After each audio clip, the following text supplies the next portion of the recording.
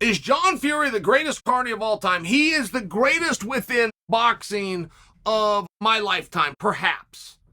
Right? Like, I might need a little bit of time to think. As far as an entertainer goes, or as far as a talent goes, or as a public spectacle, I mean, like, there's different words. You specifically use the word carny, which means, can he come into a town and can he set up shop regardless of all the things that you might have heard in that town and still have people come over and take and buy a ticket for the ride anyway? And when he's all done, regardless of who he ripped off or misled, he can tear that down and drag it a few towns over and do the whole thing again. And no matter what the rumor and reputations that got through, people are going to come over and they're going to try to get the ball into the hoop to win the big teddy bear anyway. Yeah, he is damn good. How do I think a match between Suga Sean and Henry Cejudo goes? It goes like this, and it only goes off if, and that is somebody's got to get eliminated. Sean's too smart for it. I'm telling you right now. He's too smart for it. Dishlavili is a problem, right? For everybody. Henry's a problem for everybody. Suga Sean will make those two fight. He'll fight the winner. Suga Sean will he will respect the results of the duel, but he's not going to fight them both.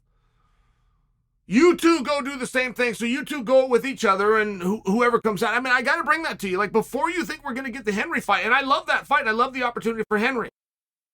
The only mistake, and I'd actually be more comfortable not even using that word, but because I can't think of another word, I'll use it as a mistake. The only mistake that Henry's made as of recent is he hasn't made it crystal clear to you or to the second floor at the office that he's back. That he's back. That he wants a full schedule. He wants 3 fights a year. He wants to do this for another 3 years. That's 9 fights. You can count on me. Up, down, sideways. Run me out of here. Release me if you want to. I'll retire with your belt if I can. He hasn't done that.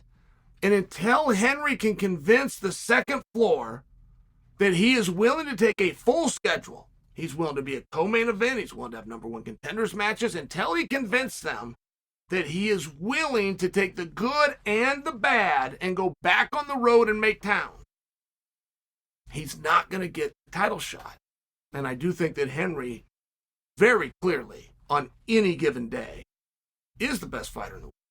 So I don't want to discount him, but I also don't believe that Suga Sean's going to have it any other way. If you want to get to me, prove that you want it, fight each other. That's going to be the deal.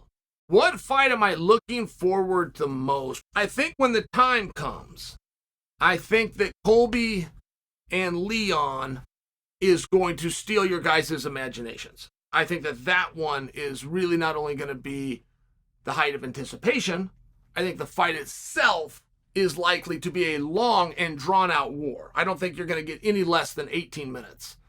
You're going to be anywhere from 18 to the distance of 25, and you're going to have real arguments for fight of the year. I really think that. I think that's going to be a very special match. But since we don't have that yet, I think that the Chimaev and Paulo Costa is probably the most interesting match that is currently signed.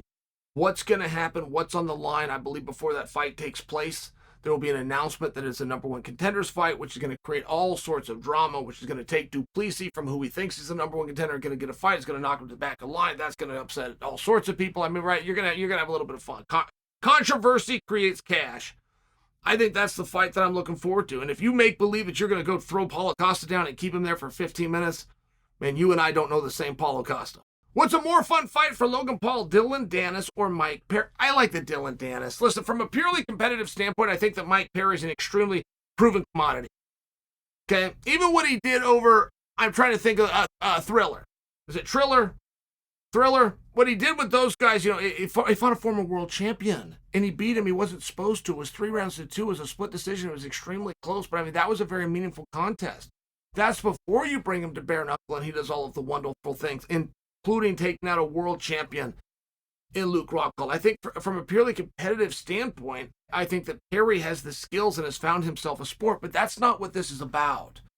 Misfits and everything that Mams is doing for this fight, this is a story, and the story has to do with drama, right? You not only brought in a YouTube star, you not only brought in a professional fighter, but you also brought in an entertainer, signed the World Wrestling Entertainment, right?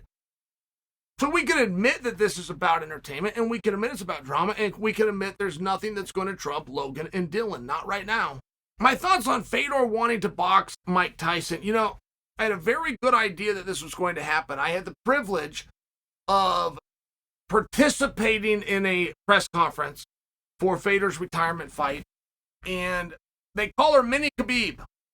Mini Khabib comes out, she's a young lady, and she's always wearing a Khabib hat around. She's got quite a presence on social media, but she asked that question of Fedor. She said, hey, you're retiring from MMA.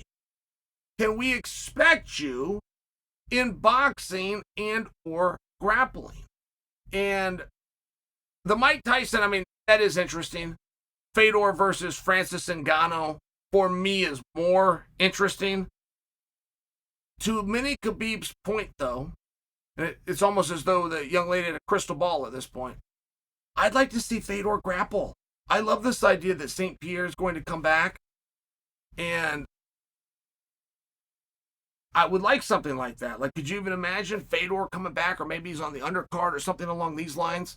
You really load it up, you bring in Anderson, something like this. I mean, right, maybe there's some nostalgia there, but to see some of our heroes go out and just the rules of boxing is, you know, you're just allowed to punch the guy in the body and punch him in the head.